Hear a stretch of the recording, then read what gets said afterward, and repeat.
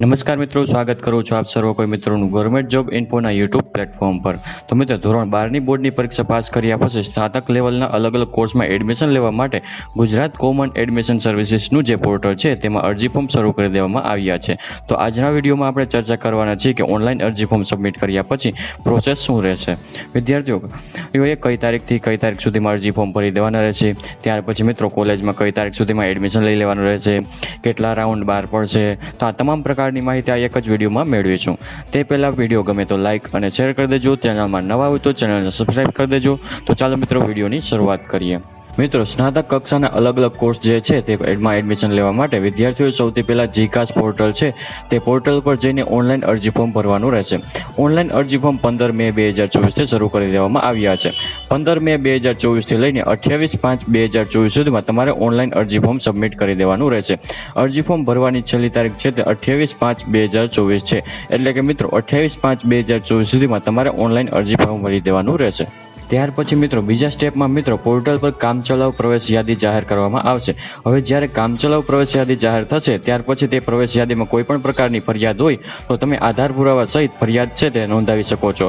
ફરિયાદ છે તે યુનિવર્સિટી અથવા તો કોલેજ ખાતે જઈ તમે ફરિયાદ નોંધાવી શકો છો। ફરિયાદ નોંધાવવા માટે જે અગત્યની તારીખ છે તે 7/6/2024થી લઈને 10/6/2024 સુધીમાં કામચલાઉ પ્રવેશ યાદીમાં કોઈ પણ પ્રકારની ફરિયાદ હોય તો તમે નોંધાવી શકો છો। ત્યાર પછી મિત્રો ત્રીજા સ્ટેપમાં મિત્રો પ્રથમ રાઉન્ડ છે તે જાહેર કરી દેવામાં આવશે। પ્રથમ રાઉન્ડ બહાર પાડવામાં આવશે અને પોર્ટલ પર ફાઇનલ યાદી જાહેર કરવામાં આવશે અને સાથે સાથે વિદ્યાર્થીઓને ઓફર લેટર પણ આપવામાં આવશે।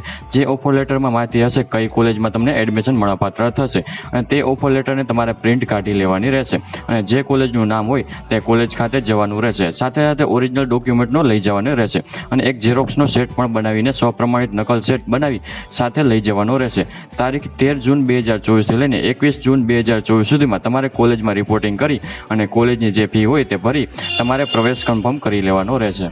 આવી જ રીતે મિત્રો બીજો રાઉન્ડ પણ જાહેર કરવામાં આવશે, જેમાં મિત્રો પહેલા રાઉન્ડમાં જે વિદ્યાર્થીઓનું યાદીમાં નામ ન આવ્યું હોય તેવા વિદ્યાર્થીઓએ બીજા રાઉન્ડની યાદીમાં નામ જોવાનું રહેશે। જેમાં મિત્રો ફરીથી 27 જૂન 2024ના રોજ ફરીથી યાદી જાહેર કરવામાં આવશે, જેમાં જે વિદ્યાર્થીઓનું નામ હોય તે વિદ્યાર્થીઓએ 27 જૂન 2024થી લઈને 29 જૂન 2024 સુધીમાં કોલેજ જઈ કોલેજની ફી ભરી તેમાં એડમિશન કન્ફર્મ કરવાનું રહેશે। ત્યાર પછી મિત્રો આગળ ફરીથી એક રાઉન્ડ ત્રીજો રાઉન્ડ પણ જાહેર કરવામાં આવશે, પરંતુ ત્રીજો રાઉન્ડ જાહેર થાય તે પહેલાં તમે તમારી પોર્ટલ ઉપર જઈ તમારી માહિતી અપડેટ કરી શકશો। જેમાં મિત્રો જેમ કે પ્રોગ્રામ એટલે કે કોર્સ બદલી શકશો, કોલેજ કે યુનિવર્સિટી ફરીથી અપડેટ કરી શકશો। જેને માટે અગત્યની તારીખ છે 5/7/2024થી લઈને 7/7/2024 સુધીમાં તમે તમારી માહિતી અપડેટ કરી શકશો। ત્યારબાદ મિત્રો પોર્ટલ ઉપર નવી યાદી જાહેર કરવામાં આવશે, જે ત્રીજા રાઉન્ડની યાદી હશે, જેમાં પણ વિદ્યાર્થીઓને ઓફર લેટર આપવામાં આવશે, જેમાં કોલેજનું નામ હશે તે કોલેજ ખાતે જઈ ડોક્યુમેન્ટ જમા કરી કોલેજની ફી ભરી અને એડમિશન કન્ફર્મ કરી લેવાનું રહેશે। તમારે તારીખ 16/7/2024થી લઈને 19/7/2024 સુધીમાં એડમિશન કન્ફર્મ કરી દેવાનું રહેશે અને જે મિત્રોને આ ત્રીજો રાઉન્ડ છે તે કોલેજનો માટે છેલ્લો રાઉન્ડ ગણાશે। 3 રાઉન્ડ જ જાહેર કરવામાં આવશે। તો આવી રીતે મિત્રો સ્નાતક લેવલના કોર્સમાં એડમિશન લેવા માટે 3 અલગ અલગ રાઉન્ડ બહાર પાડવામાં આવશે, જેમાં વિદ્યાર્થીઓને જે રાઉન્ડમાં યાદીમાં નામ આવશે તે મુજબ કોલેજ જઈ એડમિશન કન્ફર્મ કરી દેવાનું રહેશે। તો આશા રાખું છું કે વિડીયો પસંદ આવ્યો હશે। વિડીયો પસંદ આવ્યો હોય તો લાઇક અને શેર કરી દેજો, ચેનલમાં નવા હોય તો ચેનલને સબસ્ક્રાઈબ કરી દેજો। ફરી મળીશું નવા વિડીયોમાં નવા ટોપિકમાં। ત્યાં સુધી મિત્રો જય હિન્દ, જય ભારત।